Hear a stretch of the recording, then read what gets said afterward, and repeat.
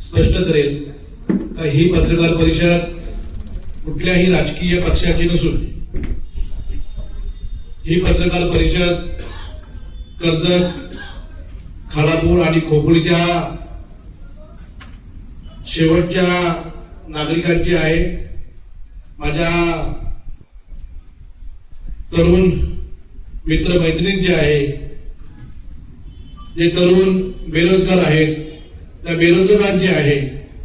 आणि यासाठी खऱ्या अर्थाने याची कर्जत, खालापूर आणि खोपोलीची सर्वसामान्यांची पत्रकार परिषद आज फक्त राष्ट्रवादी कार्यालयामध्ये होते. मी सर्व प्रमुख मान्यवरांचं आणि माझ्या पत्रकार मित्रांचं मनापासून स्वागत करतो. आपल्या सर्वांना माहिती आहे अनेक वर्ष आपल्या खालापूर तालुक्यामध्ये असेल, खोपोलीमध्ये असेल, MIDCच्या माध्यमातून अनेक कंपनी आणि कारखाने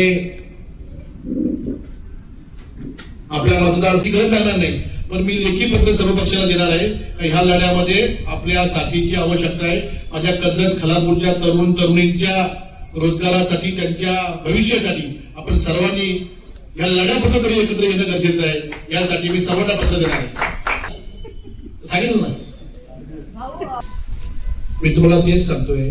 आता त्या कंपनीमध्ये, टाटामध्ये कमीत कमी 3000 अधिक लोक लोकल काम करतात, पण कॉन्ट्रॅक्ट मध्ये काम करतात. गोदरेजमध्ये 2500 लोक काम करतात, कॉन्ट्रॅक्ट मध्ये काम करतात, लोकल आहेत. त्या लोकांना पहिलं परमनंट करा. ती लोकल आहेत, त्यांचा इंटरव्ह्यूचा विषय येत नाही, पहिल्यापासून कामावर आहेत. नंतर त्यांच्याकडून आपण लिस्ट मागून घेऊ किती लोकांना तुम्हाला रोजगार देता येईल आणि तुम्हाला कुठल्या ट्रेडची मुलं पाहिजेत, तुम्हाला कुठल्या एज्युकेशनची मुलं पाहिजेत, मग आपण इंटरव्ह्यूला पाठवू. त्यांना सांगू तुम्ही आमच्या नावाने पण घेऊ नका, तुम्ही तुमचा मेळावा लावा, रोजगार मेळावा लावा, कर्जत खालापूरचा रोजगार मेळावा लावा, त्यातून मुलं सिलेक्ट करा. आपला हेतू काय, सुधाकरचा भाऊ लागला पाहिजे असं नाही, सुधाकरचा बहीण लागली पाहिजे असं नाही. कर्जत, खालापूर, खोपोली मधला स्थानिकाला रोजगार भेटला पाहिजे, यासाठी आपण खऱ्या अर्थाने हा लढा देतोय. आणि या लढ्याला मला आपण सर्वांची साथ देणं गरजेचं आहे. त्यासाठी आम्ही टाइम घेतोय. आम्ही लेबर कोर्टामध्ये माहिती मागितले, MIDC मध्ये माहिती मागितले आणि प्रोडक्शन मध्ये माहिती मागितले. या सर्व माहिती आपल्याला 2-3 दिवसामध्ये येतील आणि त्या पद्धतीने अगदी सगळं आमच्याकडे लिगल टीम असणार आहे, वकील असणार आहेत, सगळं. असं नाही का अर्धवट हा पहिला आंदोलन सोडलं. मी तुम्हाला आधीच सांगितले, माझ्या जीवाचं बरोबर झालेलं चालेल, पण माझ्या कर्जत, खालापूरच्या तरुण तरुणींना मी रोजगार दिल्याशिवाय शांत बसणार नाही. गोदरेज कंपनी असेल, टाटा कंपनी असेल, त्यांच्याकडे जर आपण रोजगारासाठी गेलो, संतोष भाऊ सांगितलं की बाबा माझ्या एका मुलाला कामाला हा 12वी झालेला आहे, ते सांगतात आम्हाला 12वी झालेला मुलगा नको, तर आम्हाला ग्रॅज्युएशन झालेला मुलगा पाहिजे. परंतु तोच मुलगा त्या कंपनीमध्ये प्रोडक्शनला काम करतोय कॉन्ट्रॅक्ट मध्ये. म्हणजे कॉन्ट्रॅक्ट मध्ये तुम्हाला 10वी नापास झालेली मुलं चालतात, 12वी नापास झालेली मुलं चालतात, परंतु परमनंट करायची असतील तर तुम्हाला तुमच्या ह्याच्यामध्ये बसला पाहिजे. तर मी आज सांगेन, तुमच्याकडे जितकी पुढे काम करतायत त्या सर्व मुलांना आपण पहिलं परमनंट करा, मगच पुढच्या विषयाला आपण विषय हात घालू. त्यासाठी करतोय हा जाब आपण त्यांना विचारणार आहे. आणि आपल्याला येणारी माहिती, अधिक त्यांनी दिलेली माहिती आपण त्यांच्या गेटवर जाऊन जाब विचारणार आहेत. नुसतं जाब उचलून शांत बसणार नाही, तर आपल्या लोकांना न्याय देईपर्यंत आपण काम करणार आहेत, आपण लढा देणार आहे. मागणी जाऊन आपण तिथे कामगार आयुक्ताला हा प्रश्न विचारू, तुम्ही यांना अशी परवानगी दिली का, दिली असेल का दिली. आता आपण त्यांना जाब विचारण्यासाठी आपल्याला सर्वप्रथम आपल्या कामगारांबद्दल चुकीचं बोलता येणार नाही, तर आपल्या कामगारांना कशा पद्धतीने परमनंट करता येतील ह्यासाठी आपल्याला हा लढा आहे.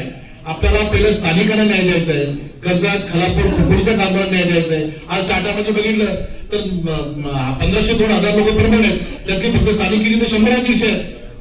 गोदरेजमध्ये मला वाटतं 400 लोक परमनंट आहेत, तिथे फक्त 8 लोक आपली स्थानिक आहेत. याचं कारण त्यांना आपल्याला विचारायचं आहे. आणि जी पुढे कॉन्ट्रॅक्ट मध्ये काम करतायत, जे ठेकेदार आहेत, त्या ठेकेदार हटाव पहिला आपल्याला करायचंय. ठेकेदार हटाव करायचा आणि आपल्या त्याच मुलांना पहिल्या त्या कंपनीमध्ये परमनंट करून घ्यायचंय. कारण अनेक वर्ष ती मुलं तिथं काम करतायत. मला टाटा कंपनीमध्ये आता अनेक मुलांचे मेसेज आहे, मी कॅमेरा समोर बोलणार नाही, त्यांच्या नोकरीचा विषय आहे, परंतु जेव्हा वेळ येईल तेव्हा तिथे संपूर्ण अगदी समजावून त्यांना जो प्रश्न जाब विचारेल. मी सर्वांचा अगदी आमच्याकडे टोटल आहे, सर्व कॅम्पेनिंग व्यवस्थित सुरू आहे. आपण फक्त आंदोलन बघा, या आंदोलनातून पाठीमागे आपण यायचं नाही. आपल्याला आपल्या लोकांना जोपर्यंत रोजगार मिळतोय, आता कालच माझ्याकडे एक रोजगारवाले येऊन गेले, तर मी तुमची 50 मुलं घेतो. मला आपली लाचारी करायची नाही, मला गेटवर जाऊन त्यांना जाब विचारायचं आहे. आज तुम्हाला मी टाटा कंपनीच्या ठेकेदाराची नाव वाचून दाखवली. बांगलादेश, युपी आणि बिहारची लोकांचे ठेकेदार आहेत. मग आपल्या लोकांनी करायचं काय? यासाठी खऱ्या अर्थाने ही पत्रकार परिषद होते.